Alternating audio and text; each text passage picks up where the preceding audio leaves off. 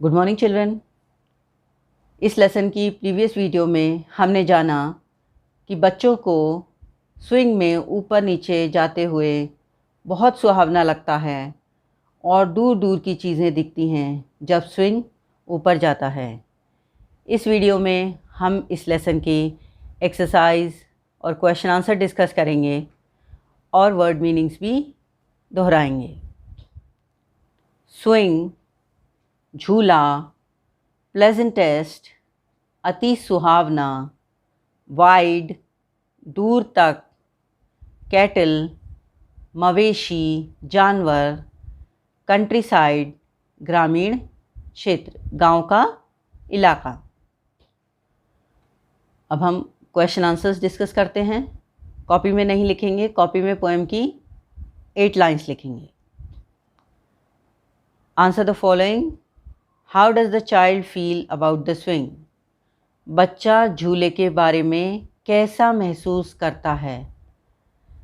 तो बच्चा झूले पर बैठकर बहुत खुश है, उसे वो बहुत अच्छा लगता है, बहुत सुहावना लगता है। तो द चाइल्ड फील्स कि it is the pleasantest thing to sit in a swing या टू राइड अ स्विंग। नहीं, बात नहीं बनी। अब हम क्वेश्चन आंसर्स डिस्कस करते हैं। कॉपी में हम या तो समरी लिखते हैं या हम लिखेंगे पोएम की 8 लाइन्स। क्वेश्चन आंसर नहीं लिखेंगे, क्वेश्चन आंसर सिर्फ डिस्कस करेंगे। First one, how does the child feel about the swing? बच्चा स्विंग के बारे में कैसा महसूस करता है? तो हम जानते हैं कि बच्चे जब स्विंग पे बैठते हैं तो उन्हें बहुत अच्छा लगता है, अति सुहावना लगता है। तो हमारा आंसर होगा the child feels it is the pleasantest thing to go up and down in a swing. ऊपर नीचे आने जाना बहुत सुहावना होता है। Second, what does the child see in the country side? गांव में जो उसे दिखाई देता है झूले में ऊपर जाते हुए, तो उसे क्या क्या चीज़ें दिखाई देती हैं? उसे रिवर्स, ट्रीज, कैटल सब दिखाई देते हैं ना। तो the child sees rivers, trees and cattle.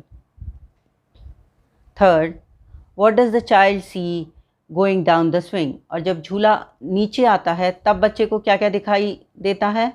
तब उसे ग्रीन गार्डन दिखाई देती है, छत दिखाई देती है जो ब्राउन कलर की है।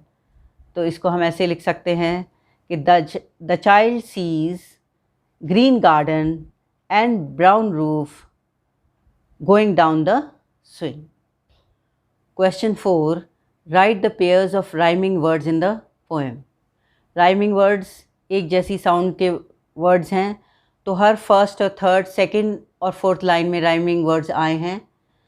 तो हम देख सकते हैं पोएम में कि स्विंग के साथ थिंग है, स्विंग, थिंग, एक जैसी आवाज़ आ रही है। Blue, do, wall, all, wide, side, brown, down, वो वर्ड्स जिनमें एक जैसी आवाज़ आती है, जो सुनने में एक जैसे निकलते हैं।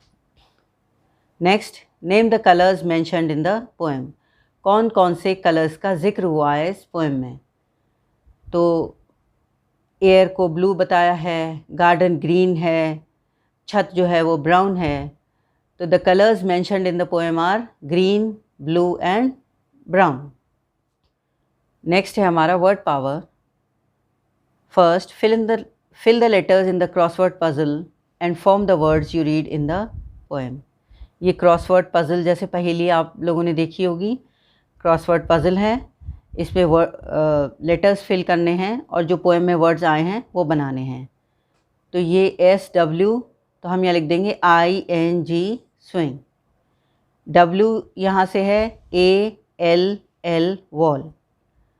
G है, R है, तो GARDEN।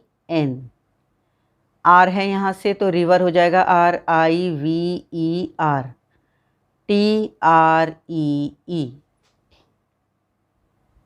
तो ये हमने क्रॉसवर्ड पज़ल को भरा है। SWING, swing, WALL, wall, GARDEN, garden, 1 2 दे रखा है यहाँ पे, तो थर्ड गार्डन हो गया। फोर्थ यहाँ से स्टार्ट करेंगे, RIVER रिवर, 5 TREE ट्री।